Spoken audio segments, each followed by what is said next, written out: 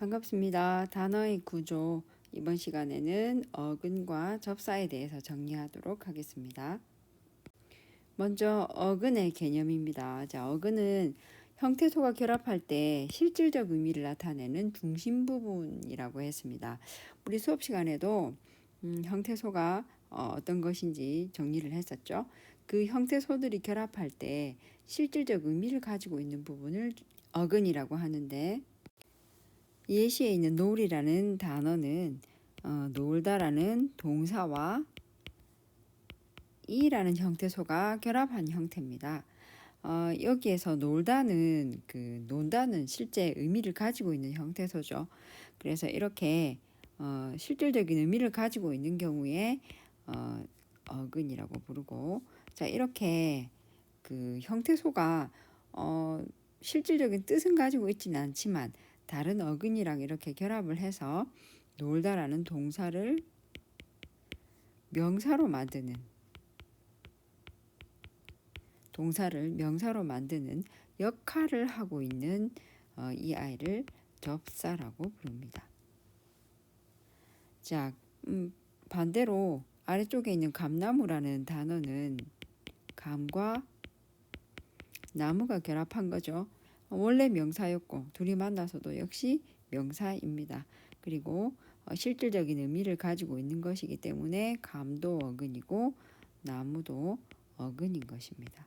자, 이렇게 봤을 때 놀이의 놀은 그 실질 형태소가 자립 형태소가 아니죠.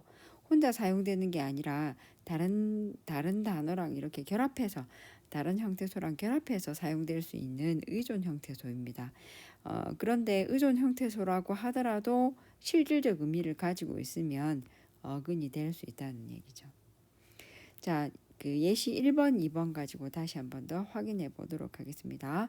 덥게는 덥다라는 동사와 개라는 형태소가 두 개가 결합이 된 거죠.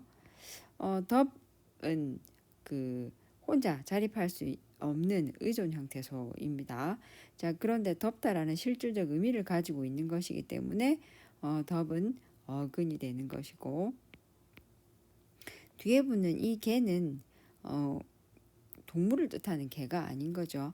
어떤 단어 뒤에 붙어서 도구를 가리키는 명사를 만드는 그런 그 접사에 해당됩니다. 자, 그리고 아래쪽에 있는 깨끗하다의 경우에는 깨끗과 하다라는 형태소가 결합이 된 건데, 사실 깨끗은 의미를 가지고 있는 것이기 때문에 깨끗은 어근이라고 할 수 있습니다. 그런데 하다는 어근인 깨끗에 붙어서 형용사를 만드는 접사에 해당되는 것입니다. 그러면 앞 내용에 이어서 어근과 접사는 서로 관련이 굉장히 깊은 것들이기 때문에 접사의 의미를 정리하자면 어근에 붙어서 쓰는 거죠. 그리고 두 가지 기능을 합니다. 뜻을 제한하거나 어떤 기능을 부여하는 그런 요소를 접사라고 하는데, 헛기침처럼 헛이라는 접사와 기침이라는 어근이 결합해서 실제 아파서 내는 기침이 아니라 인기척을 내거나 목청을 가다듬을 때 일부러 쓰는, 일부러 하는 그런 기침이라는 의미를 만들게 됩니다. 그래서 어근에 붙어서 뜻을 하나 더, 어떤 뜻을 더 추가하는, 제한하는 그런 역할을 하는 접사입니다. 그리고 맨손에서도 역시 어근 손에 손 앞에 붙어서 어떤 손이냐면 아무것도 가지고 있지 않는 손을 뜻하는 거죠. 그래서 손에 의미를 더하는 역할을 하는 그런 접사에 해당됩니다. 그리고 사장님과 먹이에서도 역시 접사가 이렇게 뒤에 붙어서 그 기능을 부여하는 그런 요소인데, 예를 들어서 사장님 뒤에 붙는 님은, 자, 사장에, 자, 이렇게 붙는 님은 그 역할이 분명하죠. 어떤 직위나 신분을 나타내는 그런 명사 뒤에 붙어서 쓰입니다. 그리고 님이 붙는다는 것은 높임의 뜻을 가지고 있습니다. 근데 그렇다고 해서 이것이 어근이 되는 것은 아니고 그 앞에 나오는 그 명사를 높이는 역할을 하기 때문에 님은 접사에 해당이 됩니다. 자, 그리고 아래쪽에 있는 먹이의 경우에도 먹다라는 동사에 붙는 형태소입니다.